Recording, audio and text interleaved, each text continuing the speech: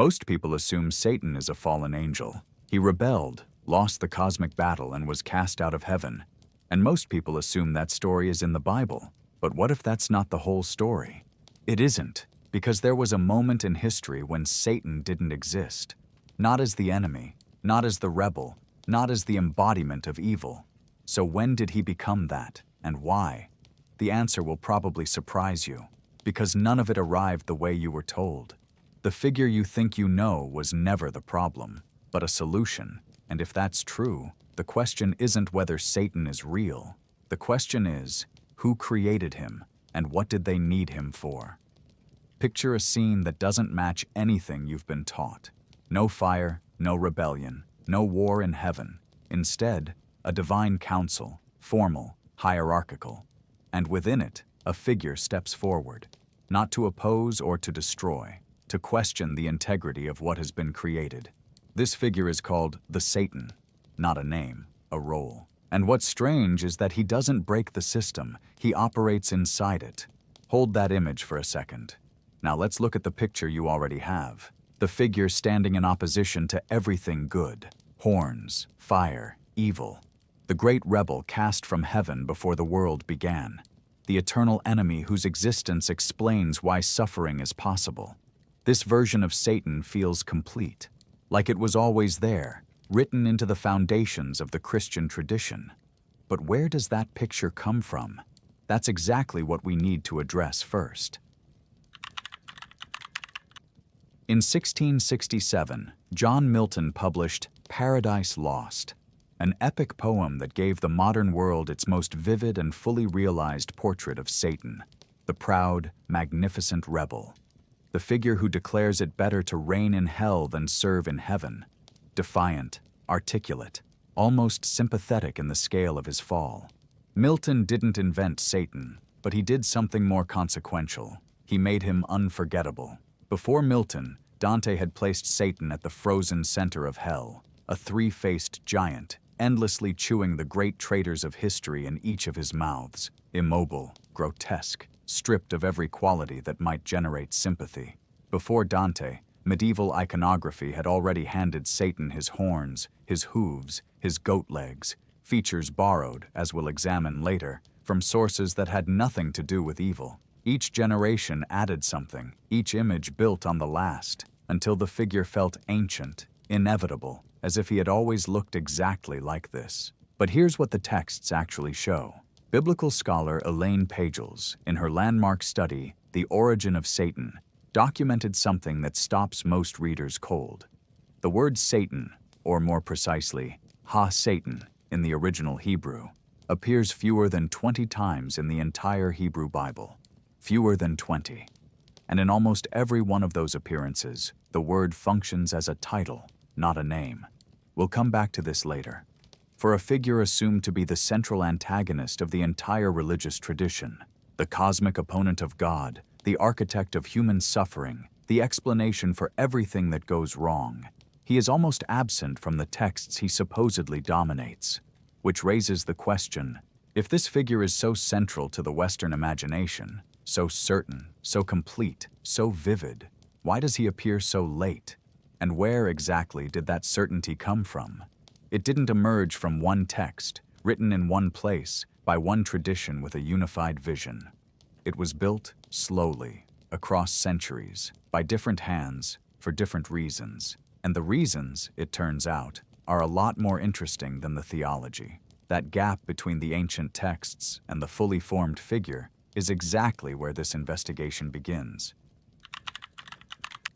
Before there was a devil, there was a job description. Picture this. You're inside a divine hall of assembly, not a temple, not a battlefield, a formal space, the kind where everything has its order, its protocol. The air carries the weight of procedure, of rank, of roles that have always existed. At the center, the Most High presides.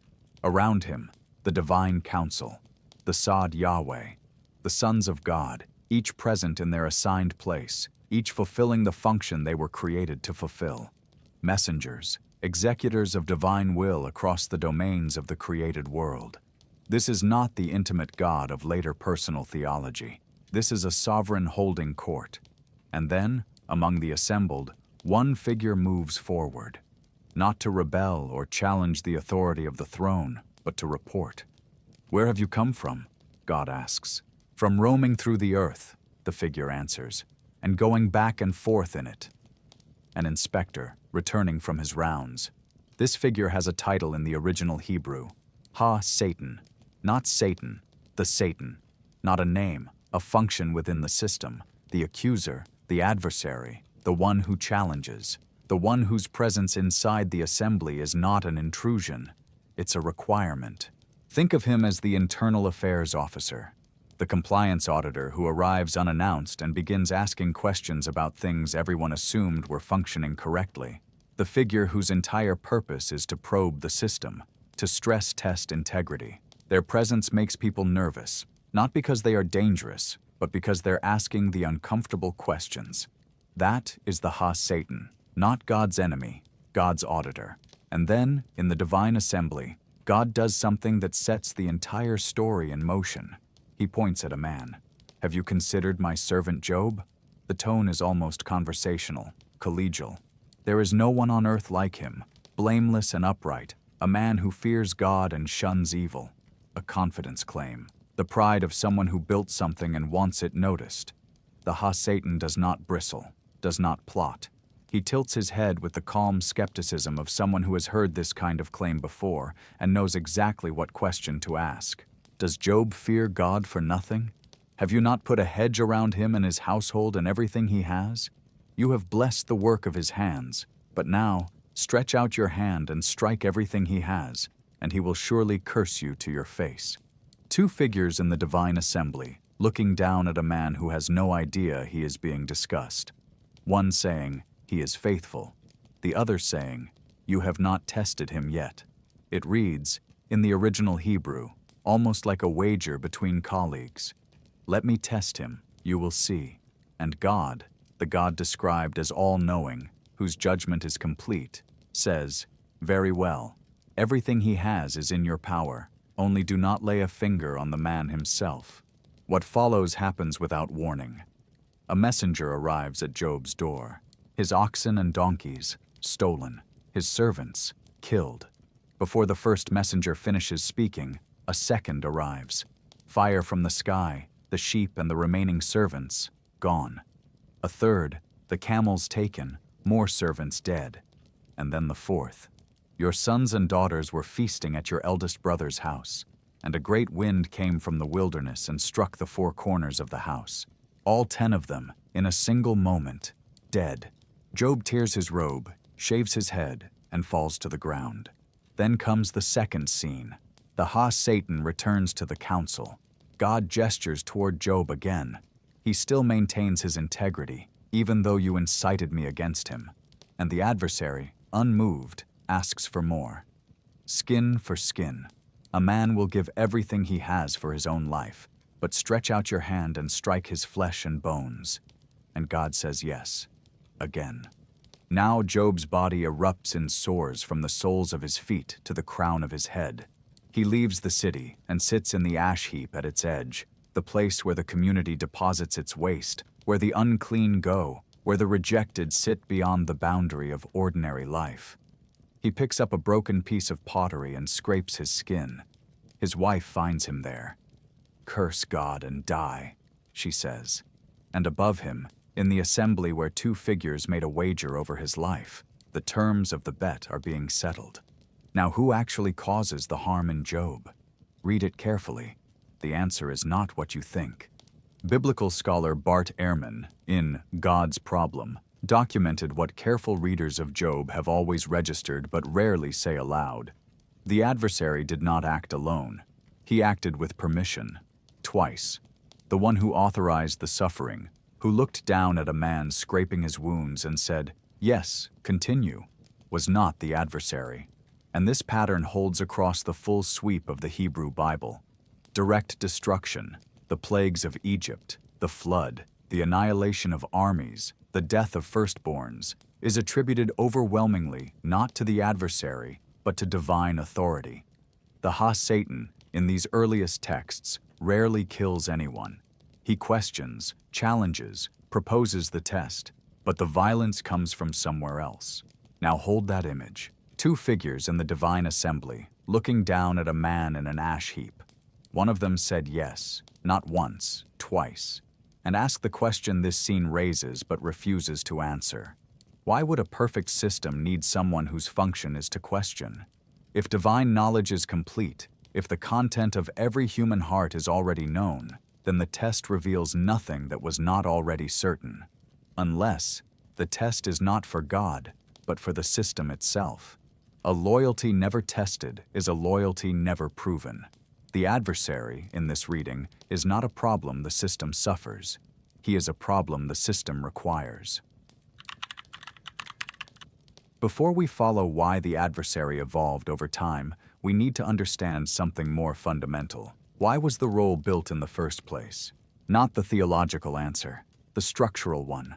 Because the Ha-Satan in Job is not an accident of the text or an anomaly in an otherwise tidy cosmology. He's a feature, a designed component, and the reason for his existence reaches well beyond any single religious tradition.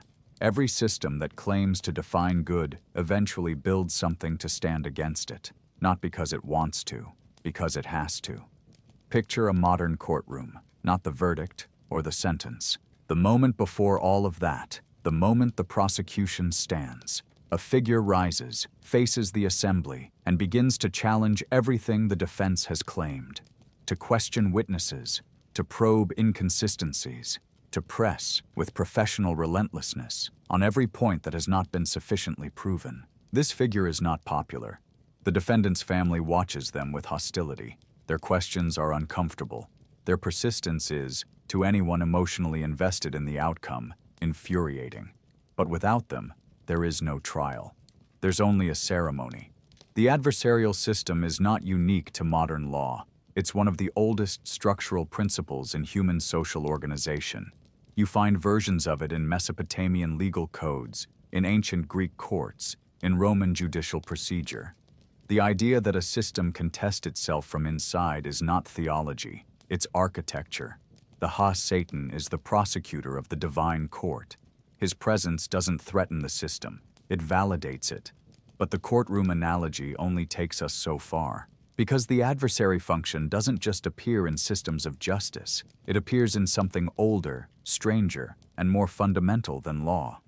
Picture this. In the middle of the wilderness, on the holiest day of the Hebrew year, a priest performs a ritual that has no obvious theological explanation. He takes 2 goats, identical, selected by lot.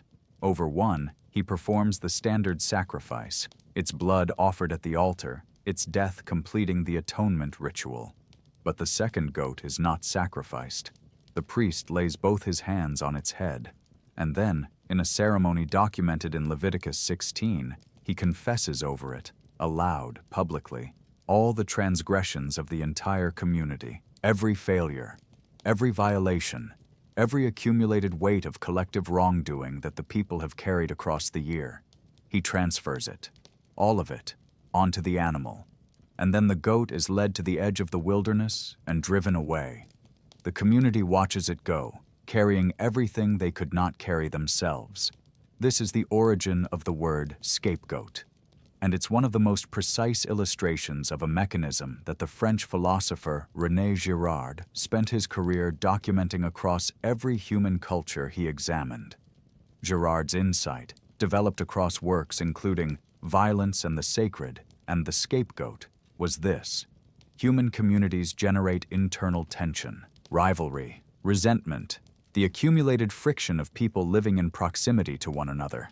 Left unaddressed, that tension builds toward violence, the kind of communal breakdown that threatens the social order itself. Every culture Girard examined had developed a mechanism for releasing that tension. You find a designated other. You load onto them the collective anxiety the community cannot otherwise process. You drive them out, or destroy them. And the community, unified in the act of expulsion, experiences a release, a restoration of order, a renewed sense of shared identity. The scapegoat is not incidental to the community's functioning, it is essential to it. And here's where Girard's analysis illuminates something about the Ha-Satan that is easy to miss. The Ha-Satan is a permanent, authorized member of the divine assembly, present by design, and he performs an analogous service at the theological level. Without the adversary, the most dangerous question in the theology has nowhere to go. Why did God say yes? Why does a good God permit suffering? The Ha-Satan gives that question a designated address. He absorbs what would otherwise become an accusation aimed directly at the divine, redirecting the community's deepest anxiety toward a figure whose role is to carry it. Not expelled like the goat, but serving a structurally similar function, containing what the system cannot safely examine. The role doesn't just serve the theology, it protects the theology. But Girard's analysis contains a warning that the system eventually proves correct. The scapegoat mechanism only works while the designated other remains clearly contained, separate from the community that uses it, operating within defined boundaries. The controlled adversary is the adversary the system can live with, the one whose function is acknowledged, whose role is defined. A prosecutor bound by the rules of the court. What happens when the goat escapes? When the controlled adversary stops being controlled? Answering it requires us to travel to Babylon. The year is 597 BCE. Jerusalem has fallen. The Babylonian army under Nebuchadnezzar II has breached the city walls, looted the temple, and begun the deportation of the people who matter most to a civilization's continuity. Not the farmers, not the laborers, the priests, scribes, scholars, the intellectual and religious class whose entire function was to preserve, interpret, and transmit their tradition. They are marched to Babylon. Imagine what that journey means for these particular people.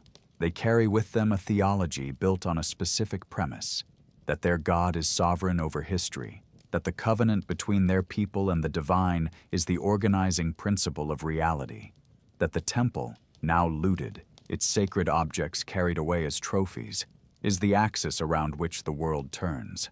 And now they are walking away from it, prisoners in a foreign land, under the authority of a king whose gods, by any straightforward reading of events, appear to have won. The theological crisis this produces is not abstract. It is existential. If God is sovereign over history, why did this happen? If the temple is the place where heaven and earth meet, what happens to the theology when the temple is gone? If the covenant guarantees the relationship between the people and the divine, what does defeat mean? These are the questions the exiled scholars carry into Babylon, and there, something happens that will change the answer permanently. Not immediately, not through a single conversation or text, through decades of living inside an empire whose religious and intellectual world operated on entirely different assumptions. In 539 BCE, while the Hebrew exiles are still in Babylon, the Persian king Cyrus the Great conquers the city. Babylon falls to Persia, and with it, the entire region comes under the authority of an empire whose official religion is Zoroastrianism, the tradition founded by a man named Zarathustra. The Hebrews call Cyrus a Messiah. He's the only non-Jewish figure in the Hebrew Bible given that title. His edict, documented in the Cyrus Cylinder, allows the exiled peoples, including the Hebrews, to return home. The empire that liberates them is the empire whose theology is about to transform how they understand evil. And that theology is built on a premise so simple and so radical that it rewrites everything. In the beginning, there were two original, independent, eternal forces. Ahura Mazda, the wise Lord, the principle of light, truth, and order. And against him, not beneath him, Angra Mainyu, the destructive spirit, the principle of darkness, chaos, and evil. These were genuine cosmic opposites. For the first time in the ancient Near East, evil was conceived as an independent force, not a function within a divine system, but a co-eternal power standing outside and against it entirely. Now consider what this framework does for the exiled scholars who have spent decades living inside this empire. Their God didn't fail, didn't abandon them, isn't diminished by Babylon's victory. Their God is fighting a cosmic war, the same war that has always been underway, and this particular battle went to the other side. Not because divine sovereignty collapsed, because the opposing force is real, independent, and powerful enough to produce exactly this kind of catastrophe. Suffering needs no permission, no divine yes, no theological embarrassment. It's simply what happens when the dark force operates in the world. For people who spent decades in a foreign empire trying to hold a shattered theology together, this isn't a minor theological refinement. It is oxygen, and this is where the historical evidence becomes impossible to ignore. Before the Babylonian exile, the Hebrew texts have no fully independent cosmic evil figure. The Satan is a functionary. Suffering is located within a single sovereign framework, permitted, purposeful, ultimately traceable back to divine will. After the exile, something changes. Post-exilic literature, the later prophetic texts, the apocalyptic writings, the Second Temple period documents, begins to feature a figure that looks structurally different from the Satan of Job, an adversary with independent agency, a force operating in opposition to the divine rather than within it. So now there's a timing problem. Before the exile, no cosmic evil figure. After it, one appears fully formed. That gap maps exactly onto Persian contact. Is that coincidence? Scholars including Mary Boyce and John Collins trace this influence with documentary precision. The concepts, the vocabulary, the structural framework of cosmic dualism, good versus evil as a principle of reality itself, enter Second Temple Jewish thought at exactly the moment when Hebrew scholars were living inside the civilization that had developed those concepts. This is not coincidence, it's intellectual history. And it's not the only time in history this absorption mechanism has operated. 3,000 years before the Babylonian exile, in the valley of the Nile, a parallel transformation was already underway, one that reveals the same pattern operating in an entirely different civilization, with the same result. In the oldest layers of Egyptian religion, Set was not always the villain. Set was essential, necessary, even heroic. Every night, as Ra's solar barge carried the sun through the underworld toward the dawn, it was Set who stood at the prow, armed, watchful, ready. Because waiting in the darkness was Apep, the chaos serpent, the force that threatened to swallow the sun before it could rise. Every night, Set fought Apep. Every night, his violence kept the order of the world intact. Set was the controlled adversary in its purest form, the fighter whose capacity for destruction was the very thing that protected creation. Then came the invasion. A foreign people from the northeast, the Hyksos, conquered Lower Egypt around 1650 BCE and ruled for over a century. When the Hyksos arrived, they brought their own theology, including devotion to a storm god whose characteristics aligned closely with Set. So, they embraced it, adopting Set as their patron deity throughout their occupation of Egypt, worshipping him in their own temples, identifying him with their own divine power. Set, in other words, had spent over a century as the god of the people who had conquered and humiliated Egypt. When the Egyptians eventually expelled the Hyksos and reclaimed their territory, that association didn't disappear with them. Set was now the god of Egypt's former conquerors. The protector had become, in cultural memory, the collaborator, the divine power that had stood with the enemy while Egypt suffered. And over the following centuries, his image transformed, from the guardian at the prow of Ra's barge to the villain of the Osiris myth, the murderer of his brother, the embodiment of chaos rather than its controller. The absorption mechanism is identical. A political enemy acquires a divine patron. That patron absorbs the enemy's moral qualities. And what was once a necessary, controlled adversary becomes absolute evil, repositioned to serve the needs of a new political and theological order. The adversary didn't escape the system in Egypt. The system was rewritten around it. And now, in 6th century BCE Babylon, the same rewriting was beginning in the Hebrew tradition. The Satan, the controlled functionary, the institutional auditor, the adversary who acted only with permission from above, had encountered a framework in which that permission is no longer the point. in which the adversary is not a role within the system, but a force standing against it entirely. The transformation this produces will take centuries to complete, but there is one chapter in that transformation that is almost never discussed accurately. Persian dualism had given the adversary something the Satan never had: independence and a will of his own, the capacity to act without divine permission. But it hadn't given him a story, a reason for being what he is. For that, the developing Jewish Second Temple tradition reached for something else entirely. The fall that everyone assumes is written plainly in the text isn't. Here's what most people believe. At some point before the creation of the world, a great and powerful angel, beautiful, luminous, second only to God himself, chose pride over obedience. He led a rebellion in heaven. A war was fought. He lost, and he was cast down from the divine presence into darkness, where he became the embodiment of everything that opposes the good. This is the story: the fall of Lucifer, the origin of Satan, the moment evil entered the cosmos. It's told with absolute confidence, in sermons, in theology, in art, in literature. It underpins the entire Western conception of cosmic evil, the rebellion that made the adversary an enemy by choice. But there's one significant problem. This story isn't clearly written anywhere in the canonical Hebrew Bible, not in the way most people believe it to be.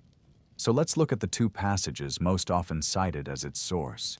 The first is Isaiah 14, verse 12. "How you have fallen from heaven, morning star, son of the dawn. You have been cast down to the earth." This is the verse from which the name Lucifer derives, Latin for morning star, light bearer, the shining one. Pulled from context, it reads as a description of a cosmic being cast from heaven. Applied to Satan, it became the founding verse of the fall narrative. Now read what comes before it. Isaiah 14 opens as a declaration of Israel's future restoration, and then pivots to a taunt, a piece of triumphant political poetry addressed to a specific named human enemy, the king of Babylon. The prophet describes, in vivid and elevated language, the downfall of a tyrant who had made himself the terror of nations, who had said in his heart, "I will ascend to heaven. I will raise my throne above the stars of God." A man drunk on his own power, about to fall. The morning star is a metaphor for that man, the brightest object in the sky before dawn, which nevertheless disappears when the sun rises. Then, verse 16 makes the human referent unmistakable. "Those who see you stare at you, they ponder your fate. Is this the man who shook the earth and made kingdoms tremble?" The man, not the angel, not the cosmic rebel, the king of Babylon. The second passage is Ezekiel 28, verses 13 through 15. "You were in Eden, the garden of God. Every precious stone adorned you. You were blameless in your ways from the day you were created till wickedness was found in you." Again, language so elevated, so mythological in register, that it seems to describe a being of original perfection who fell from divine favor. Now read the chapter from its opening verse. Ezekiel 28 is a prophecy against the prince of Tyre, explicitly named in verse 1. A human ruler who had grown so wealthy and powerful that he had said, in the prophet's words, "I am a god." The elevated, almost cosmic language Ezekiel uses to describe his original greatness and subsequent fall is a rhetorical device. The higher the description of what he was, the more devastating the description of what he is about to become. Verse 9 interrupts the mythology to return the text to its actual subject. "Will you then say, 'I am a god,' in the presence of those who kill you? You will be but a mortal, not a god, in the hands of those who slay you." A mortal. Both passages were addressed to human rulers. Both used mythological language as political poetry. The identification of either with Satan requires reading them as allegories of a cosmic event that their original authors weren't describing. The story everyone thinks they know wasn't in the text. So who wrote it? And more importantly, who decided it was true? The answer lies in a text many people have never heard of, the Book of Enoch. Written in stages beginning in the 3rd century BCE, First Enoch is an extraordinary document, expansive, apocalyptic, filled with visions of heaven and earth that went far beyond anything in the canonical tradition. It contains the earliest fully developed narrative of angelic rebellion and fall in the Jewish literary tradition. The story centers on a group of angels called the Watchers. Picture them at their posts, divine beings assigned to observe the earth, to watch over humanity, to carry out the will of heaven from a position of elevated distance. And then one of them looks down. He sees the daughters of men, and he finds them beautiful.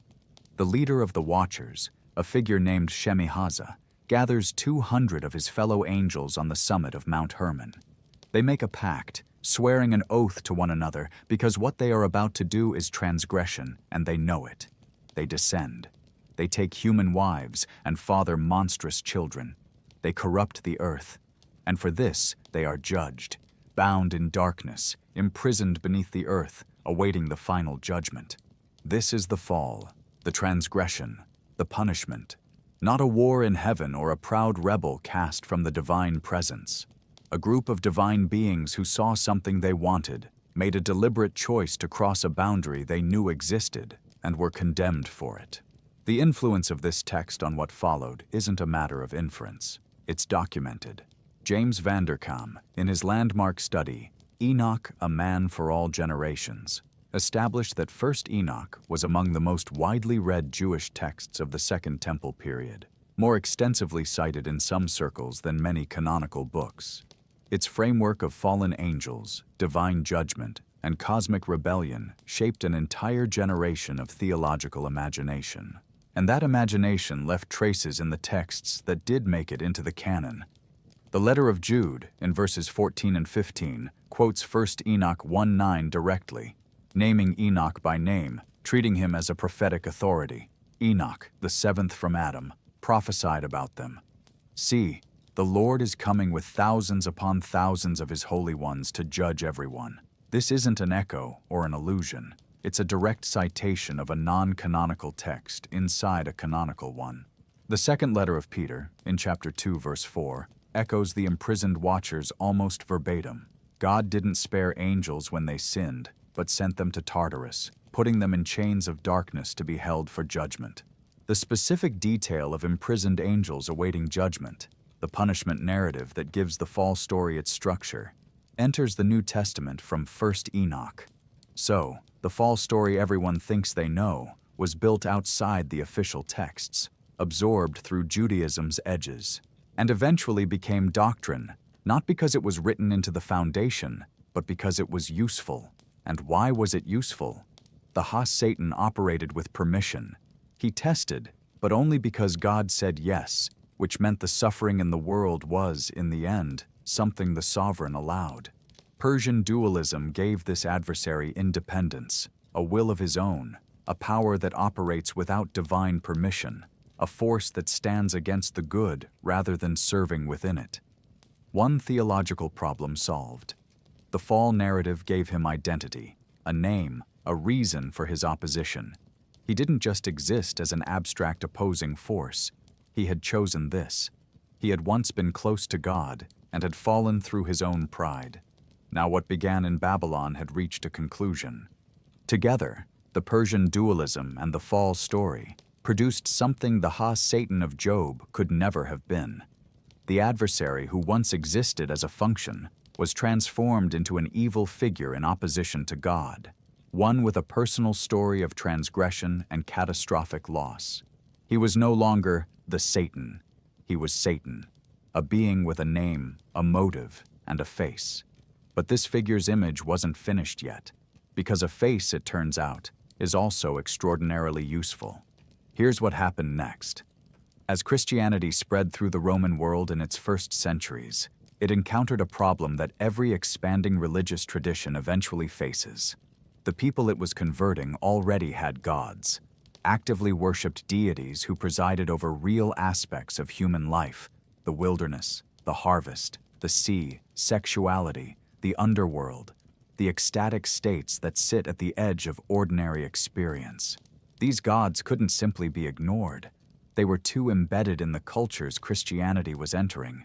too present in the daily lives of the people it was trying to reach. They had to be dealt with. The method the early church developed was theologically elegant and practically powerful. These gods weren't declared non-existent. They were declared real and demonic. They weren't gods. They were fallen spirits who had deceived humanity into worshiping them as gods. Their power was real, which is why people had experienced it. But its source wasn't divine, it was adversarial, and so their features began to migrate. Consider Pan.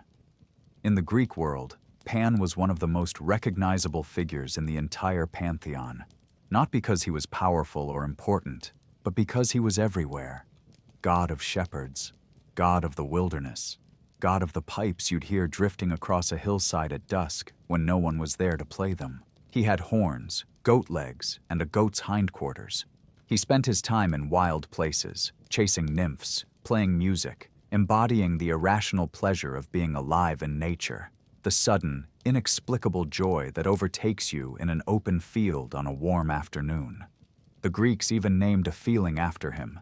The word panic comes from Pan, that sudden terror that seizes you when you're alone in a wild place.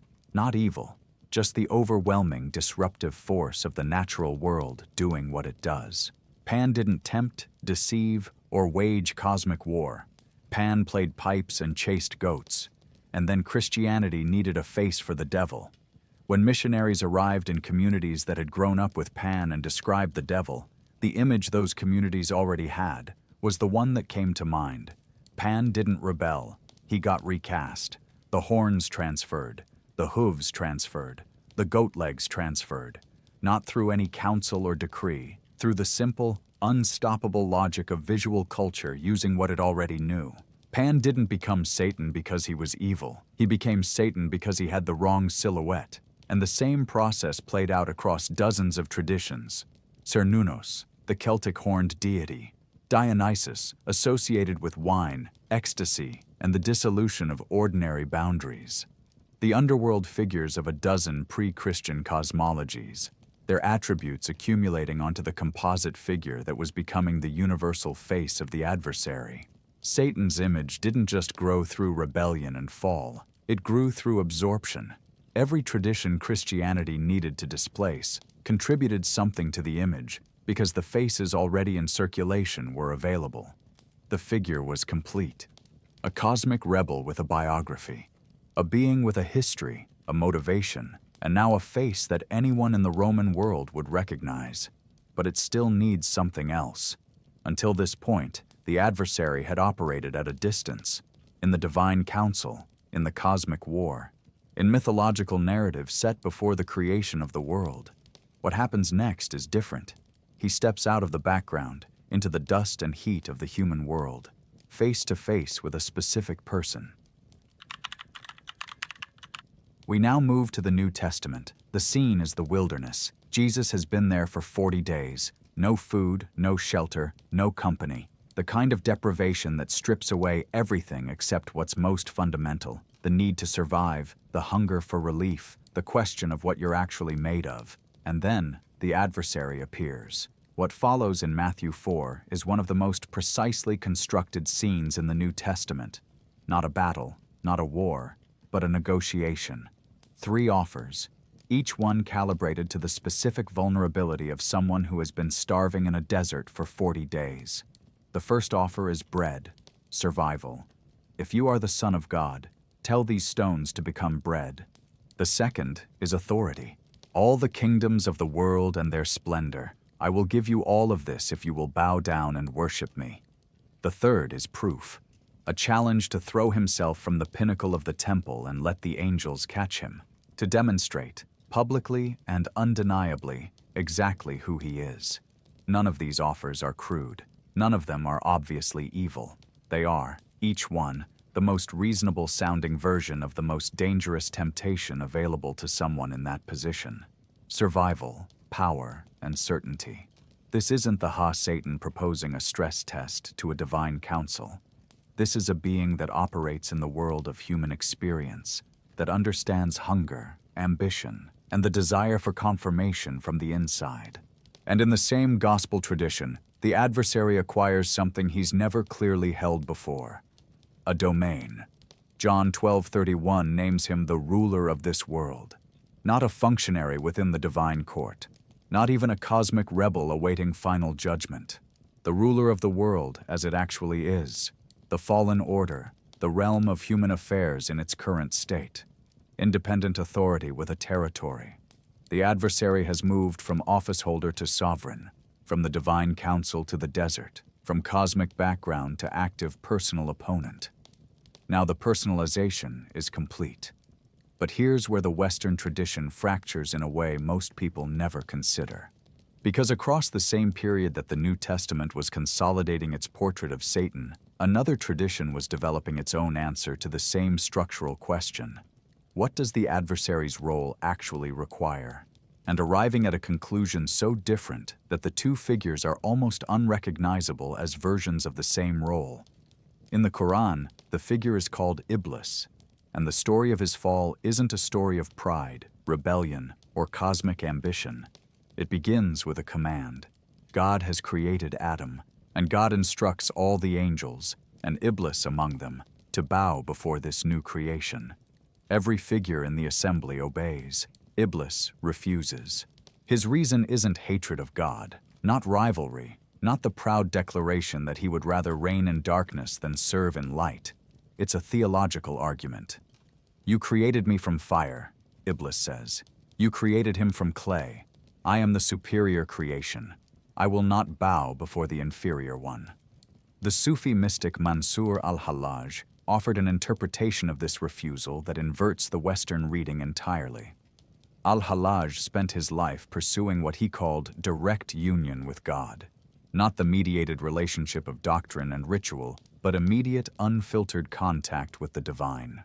He pursued it so completely, so publicly, that he eventually uttered the words that sealed his fate. An al-Haq, I am the truth. In Islamic theology, truth, al-Haq, is one of the names of God. He was arrested, tried, and in 922 CE, he was executed in Baghdad. It was from inside that experience, from the specific quality of what total devotion actually feels like when it consumes everything, that al-Hallaj read the story of Iblis differently from everyone else. He didn't approach it as theology. He felt it as love. And what he saw was this: Iblis hadn't failed the test of devotion. He had passed it at a level no other being in the assembly had reached. Every other angel bowed to Adam because God commanded it. Their obedience was compliance, the straightforward response of beings who follow instructions. Iblis refused because he couldn't bow before anything other than God himself, not out of pride, out of love. His refusal wasn't disobedience, it was the most absolute form of devotion available.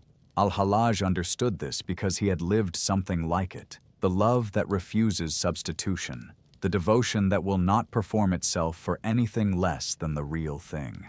He recognized in Iblis the same refusal that had put him on trial. He paid for this interpretation with his life, but the divergence it represents goes beyond any single mystic's reading. Two traditions, same structural role, completely opposite interpretations of that role. In one reading, pride, rebellion, the desire to supplant. In the other, absolute devotion, taken to its most uncompromising extreme. What does that tell us about the role, and what the system actually needs from it? The answer is clear.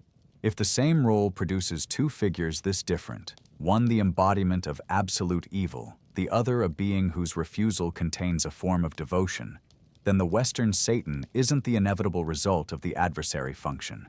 He is one interpretation of it, shaped by specific choices, assembled deliberately into a particular image for specific reasons.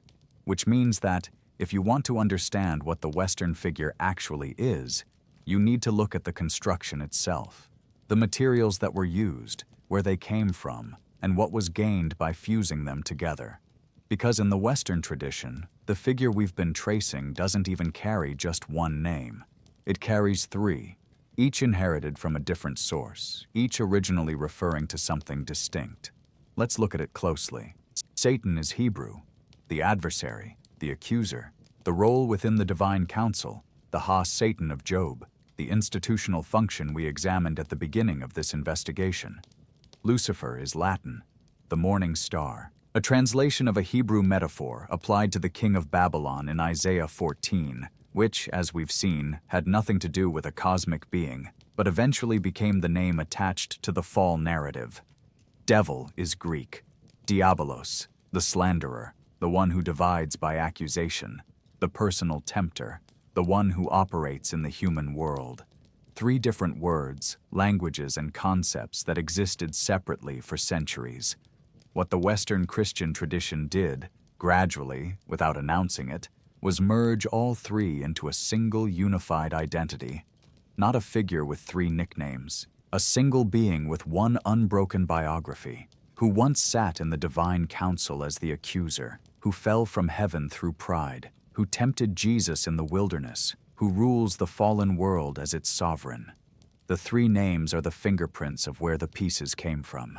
The single identity is what the construction produced. And here's what makes it so powerful and so difficult to question. Once the seams become invisible, the construction looks like revelation. Think about it for a second. Nobody really asks why one being carries three names from three different languages, meaning three different things. The figure feels ancient, unified, inevitable, as if it was always exactly this, rather than assembled across centuries from sources that originally had nothing to do with each other. As Elaine Pagels documented in The Origin of Satan, that invisibility is not accidental. A unified identity is more threatening, more personal, more emotionally powerful than three separate theological concepts. Now the figure has everything it needs to become something far more dangerous than a theological concept. A face, a domain, a biography, a motivation, a single identity, and an institution with the power to decide who wears the adversary's face and the authority to make that decision stick. Here's where it becomes weaponized. On the morning of Friday, October 13th, 1307, simultaneous arrests were carried out across the entire Kingdom of France. The operation had been planned in secret for months. Sealed orders, distributed in advance to every royal official in the country, opened at the same moment. Before dawn, Knights of the Order of the Temple, one of the most powerful military and financial institutions in Christendom, were dragged from their beds, their properties seized, their assets frozen. The charges were read aloud to each of them: devil worship, denial of Christ, obscene rituals, sodomy, the worship of an idol called Baphomet. The accusations were detailed, specific, delivered with the full authority of the crown and, crucially, the full support of the Church. Within weeks under torture, confessions began to emerge. Grand Master Jacques de Molay confessed, under the specific conditions of medieval torture, the rack, the strappado, days without sleep. He admitted to the charges. So did hundreds of his fellow knights. The order was disbanded. Its assets were absorbed by the French crown. De Molay himself was burned at the stake in 1314, retracting his confession at the last moment and cursing both the king and the pope from the flames. Now, here's what the charges were designed to obscure. Philip IV of France was, at the time of the arrests, catastrophically in debt to the Knights Templar. The order had been the primary financiers of the French crown's military campaigns. The amounts owed were enormous and entirely unrecoverable by any conventional means, except one.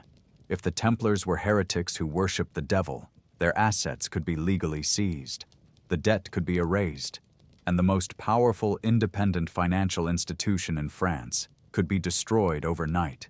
Satan made seizure legitimate. He had done it before. He would do it again.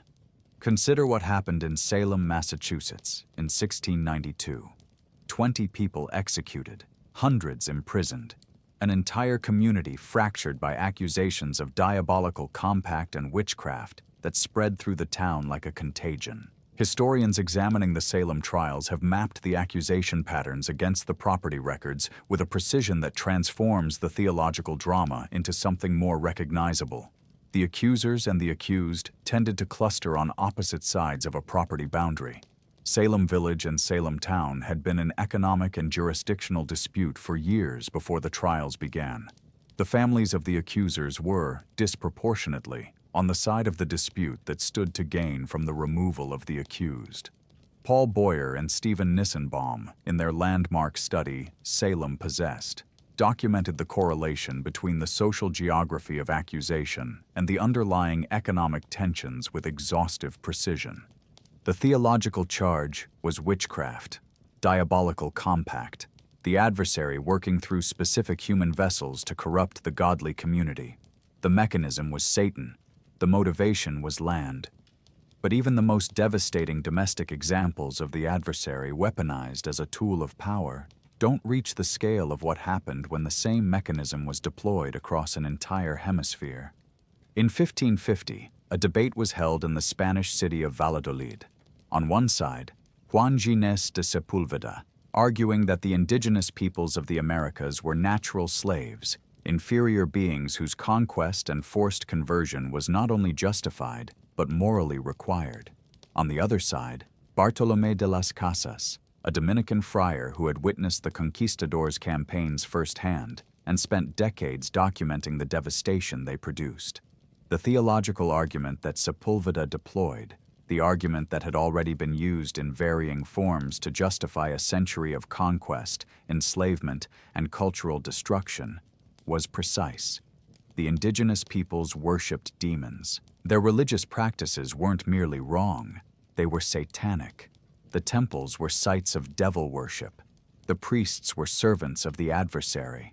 The entire cosmological system of the cultures being destroyed wasn't a rival theology, but an active demonic operation.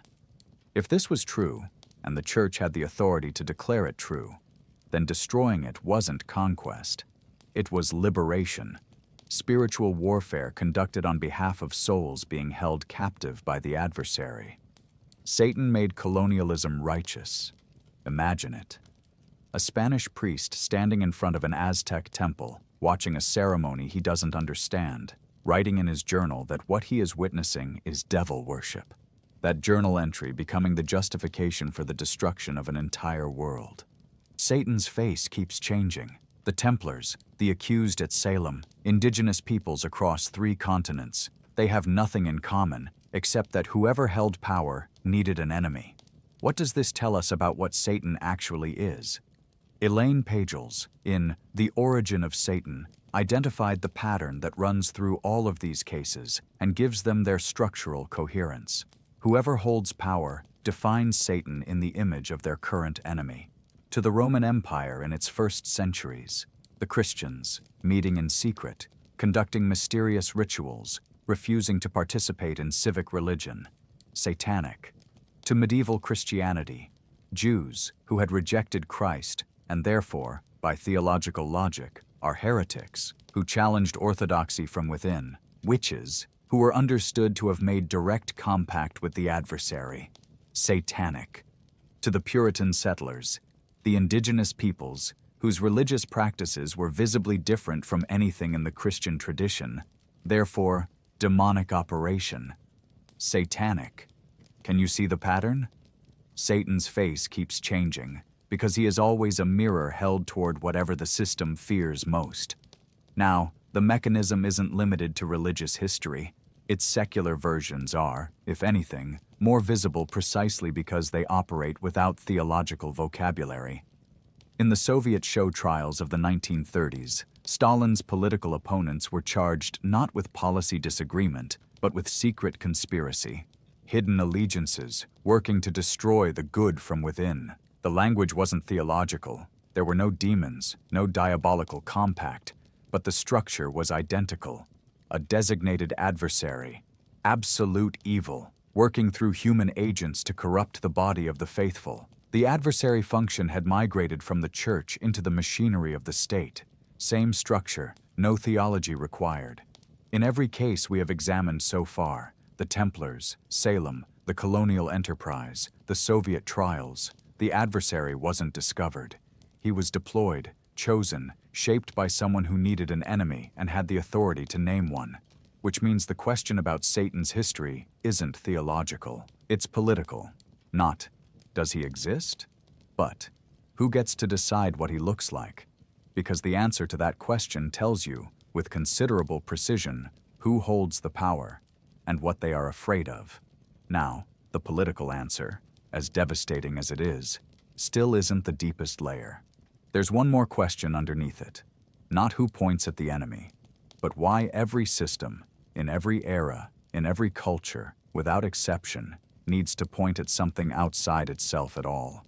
That's the layer we haven't reached yet.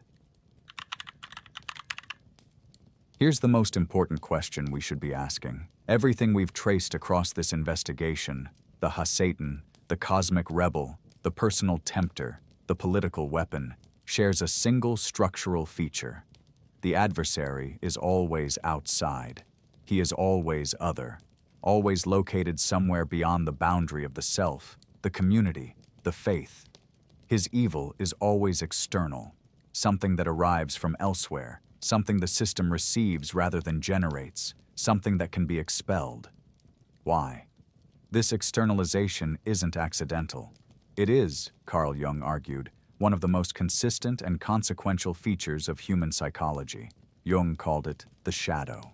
Here's the simplest way to understand it. Think of someone you know who reacts with disproportionate anger to a particular kind of person or behavior. Not just annoyance, something that feels almost personal, almost too intense for the situation. The colleague who can't stop talking about how dishonest everyone else is. The person who is obsessed with other people's laziness. The one whose contempt for a particular type is so sharp, so immediate, so reliable, that it starts to feel like something other than a moral position. Jung's observation was this: the things that trigger that specific, disproportionate reaction in us are very often the things we can't face in ourselves. Not because we're hypocrites, but because the parts of ourselves we refuse to acknowledge don't disappear. They go underground, and they find their outlet in the intensity with which we condemn those same qualities in other people. The qualities you refuse to own, you end up seeing everywhere else. Jung called the collection of everything a person refuses to acknowledge about themselves the shadow. Not a metaphor for darkness in general, a precise psychological mechanism. The repository of the impulses, capacities, and qualities that can't be integrated into the story you need to tell about who you are. He documented case after case of this in his clinical work, and then he looked at the same mechanism operating not in individuals, but in entire cultures. Whole societies, Jung argued, project their collective shadow onto designated groups. The qualities a culture refuses to integrate into its self-image, its own capacity for violence, for corruption, for the irrational, are located outside its boundaries. Attributed to the other, made the defining feature of whoever the current enemy happens to be. Satan, in this reading, is where the church put everything it couldn't admit about itself, the cruelty it exercised in God's name, the manipulation dressed as righteousness, the self-serving use of power that could never be acknowledged as such, because an institution claiming to represent the good cannot also be the source of the evil it condemns. So the evil was located elsewhere, given a name, a face, a theological address that placed it safely outside the boundary of the church, which meant it never had to be examined. This is why the pattern Elaine Pagels identified, Satan's face changing to match whoever the system fears most, isn't just a political observation, it's a psychological one. When a community's shadow is projected onto an external enemy, that enemy acquires extraordinary power. Because the enemy isn't just an enemy, they are a mirror. And the rage directed at them isn't simply political or theological. It's the rage of someone who cannot stand what they are looking at, because what they are looking at is themselves. Now return to where this investigation began, not to the divine council, not to the wager between God and the Ha-Satan, to the ash heap. Job is still there, his livestock gone, his children dead, his body covered in sores. His wife has told him to curse God and die. And here's what the text actually shows him doing. He argues, not quietly or with resignation. He demands an accounting. He refuses the comfort his friends keep offering, the theological explanation that his suffering must be his own fault, that God's justice is perfect, and therefore his pain must be deserved. He rejects it, loudly, repeatedly, with a force that makes his friends increasingly uncomfortable. "I am blameless," Job says. "I do not know what I have done wrong. I demand to speak directly with God and hear the answer." His friends tell him this is dangerous, impious, that he should accept his suffering as divinely ordered and be quiet. Job refuses. And in that refusal, in the part of Job that demands the real question be answered rather than papered over with theology, something recognizable appears: the adversary function. Not in the divine council this time, but inside the human being in the ash heap. The Satan's original role was to ask the question the system would rather not face, to refuse the performance of loyalty in place of the real thing, to insist on honest accounting rather than comfortable fiction. That's precisely what Job does from the ash heap. He becomes, in his refusal, the thing the adversary was originally designed to be, the one who demands the system justify itself honestly, who sits in the dirt and says, "This does not add up, and I will not pretend it does." Now strip away everything subsequently added: the fall narrative, the rebellion, the cosmic opposition, the political weaponization. And here's what you find at the origin: not evil. The demand for honest self-examination. That function, the internal challenger, the force that demands honest accounting, is precisely what disappears when the adversary is externalized. When he becomes the enemy outside the gate, the question he was originally asking stops being addressed. Because the question was never really about Job. It was about the system. And systems, as we have seen throughout this investigation, don't like to be questioned. They prefer an enemy they can point to, a face they can name, a force located outside. Recognizing the adversary function as a projection, as the shadow of what the system refuses to examine in itself, isn't a comfortable conclusion. It doesn't resolve the question of evil. It doesn't explain suffering or account for the genuine darkness that human beings are capable of producing. But it shifts the question from, "Where is the adversary?" to, "What are we refusing to look at?" And that shift, from external location to internal examination, is, in a sense, a return. A return to the original function of the Satan, the one who was built into the system precisely because systems cannot test themselves. The adversary was never outside the system. He was the part the system needed the most, which means that every culture, every institution, every person that ever pointed at an enemy and said that is where evil lives, was actually pointing in the wrong direction. And what if that's the real cost? Not the adversary's power, but the questions we stopped asking when we decided he lived somewhere else. We began with a picture, the certain one, the complete one, the figure with the horns and the history and the eternal opposition to everything good, so familiar it felt like it had always been there. What we found instead is a transformation, from a function built into the system to a cosmic force standing against it, to a face that could be placed on whoever the powerful needed to destroy. In each case, the mechanism was identical. Locate the adversary in the image of your current enemy, and the violence you direct at them becomes something other than violence.